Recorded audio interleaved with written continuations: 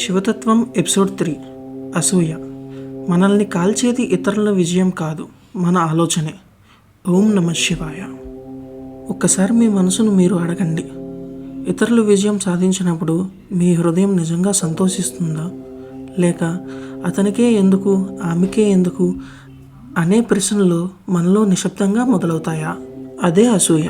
అసూయ అంటే ఇతరుల సంతోషాన్ని చూసి బాధపడడం. కానీ ఒక నిజం తెలుసా? అసూయ ఎదుటివారిని కాదు, ముందుగా మన మనశ్శాంతినే కాల్చేస్తుంది.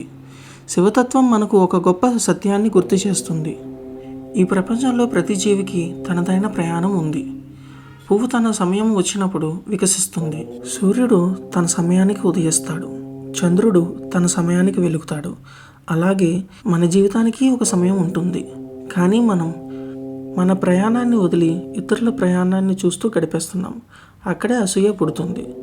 ఇతరుల విజయం మన ఓటమి కాదు, వారి ఆశీర్వాదం మన అవకాశాన్ని తీసుకుపోదు. భగవంతుడు ప్రతి ఒక్కరికి వేరు మార్గాలను ఇచ్చాడు.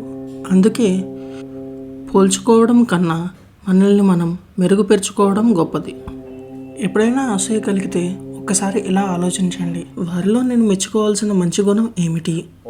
నేను ఈరోజు నిన్నటికంటే ఒక అడుగు ముందుకు ఎలా వెళ్ళగలను? ఈ 2 ప్రశ్నలు అసూయను ప్రేరణగా మార్చగలవు.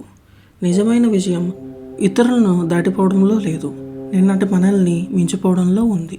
ఈరోజు నుంచి ఇతరుల విజయాన్ని చూసి బాధపడకండి, వారికి హృదయపూర్వకంగా అభినందనలు చెప్పండి. అదే సమయంలో మీ లక్ష్యంపై మళ్ళీ దృష్టి పెట్టండి.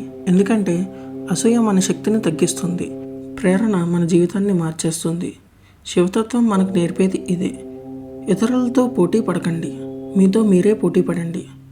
అప్పుడు మనసులో శాంతి ఉంటుంది, జీవితంలో పురోగతి ఉంటుంది. ఓం నమ శివాయ.